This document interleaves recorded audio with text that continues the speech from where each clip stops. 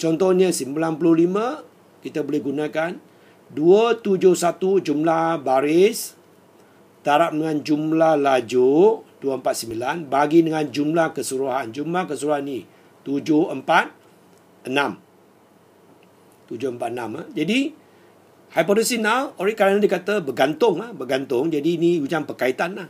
Ataupun dia kata grade ujian tidak bergantung. Itu yang pertama. Sentiasa sama. Tidak bergantung. Tidak bersandar. Sama. Jadi yang satu lagi mesti bergantung. Berkaitan. Yang sebelum tu tidak berkaitan. Tidak bergantung. Tidak bersandar. Yang ini adalah H1 bergantung, bersandar. Sentiasa begini. Kemudian kita kira satu persatu. Ini tiga nilai.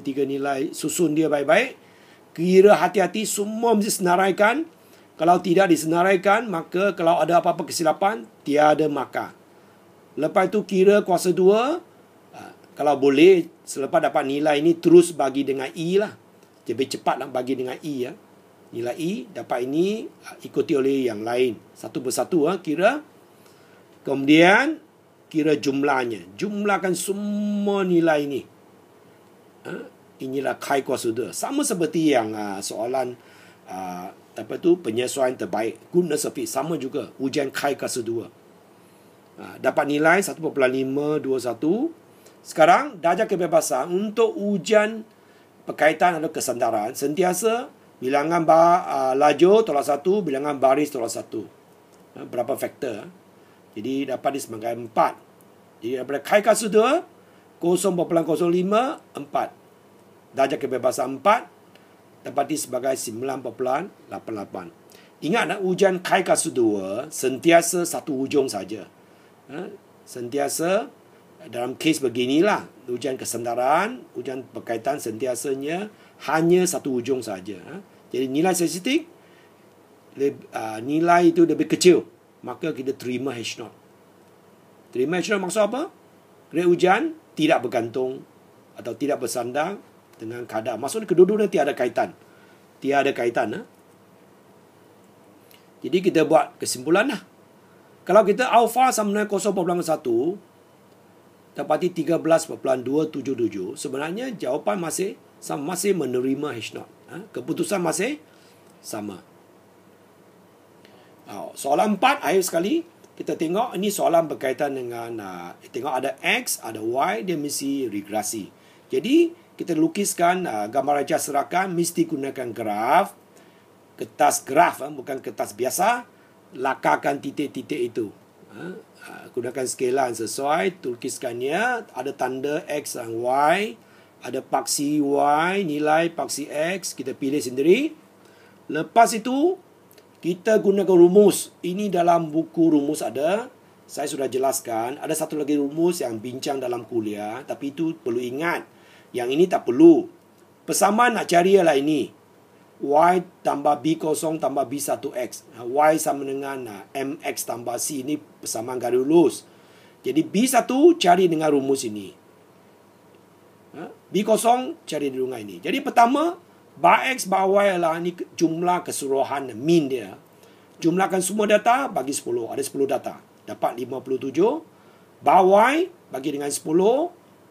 Juga dapat nilai ini. Itu mesti cari. Jadi sekarang dah dapat bar Y bar X.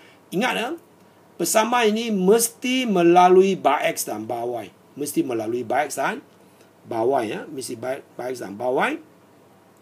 Kemudian kita nak cari B1. Jadi B1 rumus ini.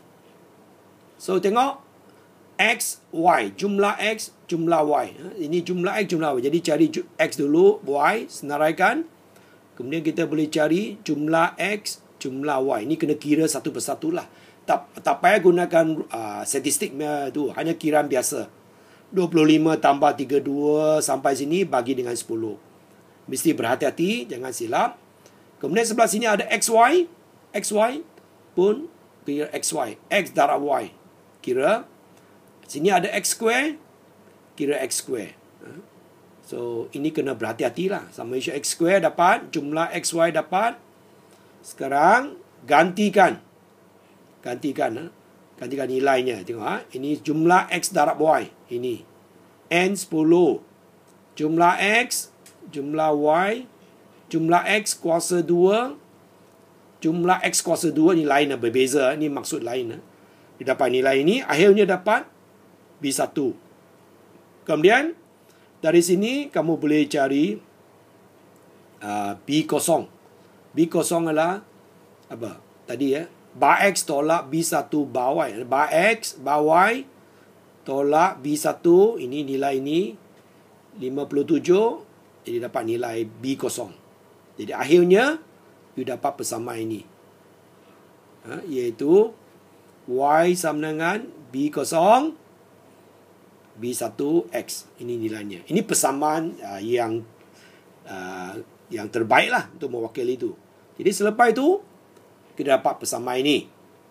Sekarang kita nak kira apakah jangkaan nilai kalau X sama 48. Gantikan nilai ini, kita dapat 62.471. Nah, kemudian semasa kita nak kira residu sebenarnya lah, ini nilai, ini satu garis yang kita perolehi. Ini nilai yang sebenar, ini nilai Y yang sebenar lah. X tak tahulah. Y yang sebenar. Di sini ialah nilai Y jangkaan. Jadi kita nak kira dia punya jarak dia. Residu lah sebenar, jarak ni antara nilai sebenar Y dengan nilai yang dikira dari persamaan tadi. Jadi bila daripada daripada jadual, bila X sama 39, nilai yang sebenar lah ialah 53 yang diberi. Tapi daripada persamaan, bila X sama dengan 39, Y anggarannya lah 55. Jadi residu lah nilai sebenar tolak nilai anggaran. Didapati tolak 0.2442. Dia boleh jadi positif ataupun negatif. Itulah penyelesaian dia. Jadi kamu kena cuba dan memahaminya dengan baiklah.